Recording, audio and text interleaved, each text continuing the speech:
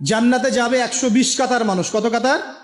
120 কাতার মানুষ in total জান্নাতে যাবে। তার মধ্যে উম্মতে মুহাম্মাদের কত কাতার জানেন? 80 কাতার। কত কাতার? বলে সুবহানাল্লাহ। তাহলে এটা কি আল্লাহ পাকের দয়া নয়? আল্লাহ আমাদেরকে ভালোবাসেন না? আচ্ছা, আল্লাহ পাক যে আমাদের কাছে তাওরাত, জাবুর, ইনজিল না পাঠিয়ে আল কোরআনের মতো কিতাব পাঠিয়েছেন, যে কিতাবে সমস্ত সমাধান আছে, এটা আল্লাহ পাকের রহমত, দয়া নয়? ভালোবাসা নয়? আচ্ছা, এখন আল্লাহ পাক দুনিয়াতে চলার জন্য আমাদেরকে জীবন দিয়েছেন, হায়াত দিয়েছেন, সুস্থতা দিয়েছেন, পরিবার দিয়েছেন, আমাদের ব্যবসা বাণিজ্য দিয়েছেন, আমাদের স্ত্রী সন্তান দিয়েছেন, আমাদেরকে চলাফেরা করার ক্ষমতা দিয়েছেন। একটা চোখ নষ্ট হয়ে গেলে বুঝতে পারে মানুষ যে কত কষ্ট হচ্ছে, একটা পা না থাকলে বুঝতে পারে কত কষ্ট হচ্ছে। এই করোনার সময় যারা শ্বাস নিতে পারে নাই তাদের কত কষ্ট হয়েছে।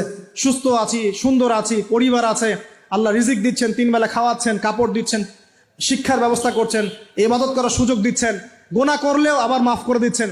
এই সব কিছুকে আল্লাহ পাকের ভালোবাসা নয়? এই ভালোবাসাগুলো কি নিঃস্বার্থ ভালোবাসা না স্বার্থ ভিত্তিক ভালোবাসা?